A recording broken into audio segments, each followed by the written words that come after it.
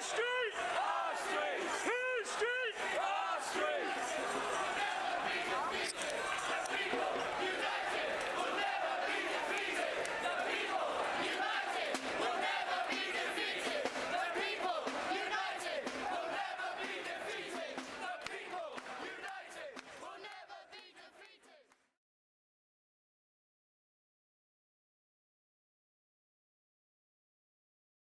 The Occupy the London Stock Exchange movement started on Saturday the 15th of October at 11:30 in the morning.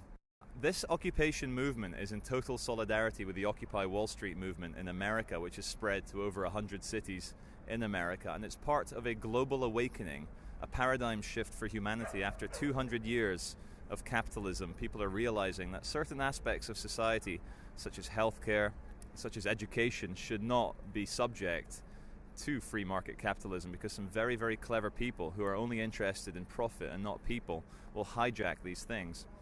Most people here, although they're not accountants, they're not finance people, they're human beings, and they realize that there's something very wrong with the state of the Western world, that we have big banks getting bailed out with public money.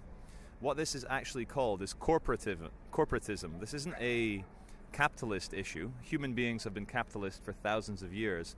But when you have corporations that control the governments and will have a trading environment which is good for them but not good for the people, you have a situation where the people will want to revolt. They will want to actually get rid of this system. And it's every human being's duty as a free-thinking individual to overthrow tyranny when tyranny comes to their shores. I think this movement is going to grow around the world. It's around 1,000 cities just now.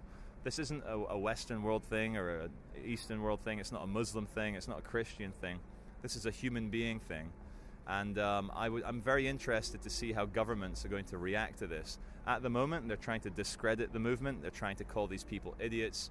They're trying to say that they're not experts and that they don't know what they're talking about. It's very sad in our modern day world that the modern day priests of society are the experts, whether it is in science or in economics or finance, and that people like my friends who are all camped out here, all 2,000 of them, are told that they're idiots. And this is part of the paradigm shift that we need to bring about, is a resurrection of human beings respecting other human beings. There is something that says that government should be by the people, for the people, of the people. But in this country, people like David Cameron or George Osborne, or in America, Barack Obama or Joe Biden, they are millionaires. And they are controlled by Wall Street. They're controlled by the big companies that trade in the London Stock Exchange. And something very strange happened to democracy.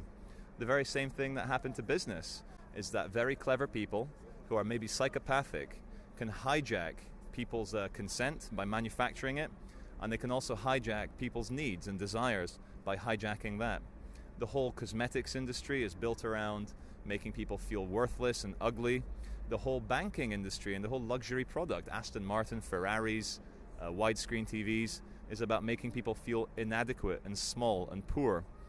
We have a system where people's natural propensity towards wanting status and power has been fully hijacked into something much more monstrous, where now we don't take care of the elderly, we don't take care of the disabled, and although we do spend billions of pounds bombing African countries, Muslim countries, any country that seems to have resources that the mafia of the West really wants.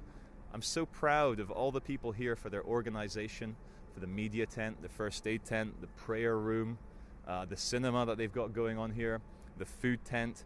These people have organized in a democratic way. There is no hierarchy here. There is no ego. There is no status. And when they get their 9 points that they send to the government together, it took them about 48 hours, but every single person here had a voice, had an opinion, and were able to take part in a truly democratic way of bringing about change, which is something we don't see in the government.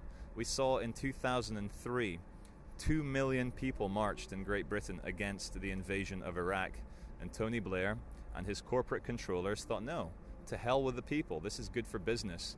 This is good for progress. This is good towards whichever system they're working towards. It just so happens that people now, with the global consciousness, which is the internet, can spread information and spread their own version of the truth away from corporate propaganda. And when I read the newspapers now, when I watch the TV, even the BBC, it does have a slant. It is from one direction. And one thing I always tell people with the media is that he who controls the questions controls the answers. So we shouldn't let the media control what questions are being asked. We are the people. We are the 100% on this planet, and we should be controlling the questions about this. They'll look after you. And do you know what's really bad? Is that in a system like this one, these guys' salaries depend on them not understanding the problem. But we beg you to understand this problem. And as Martin Luther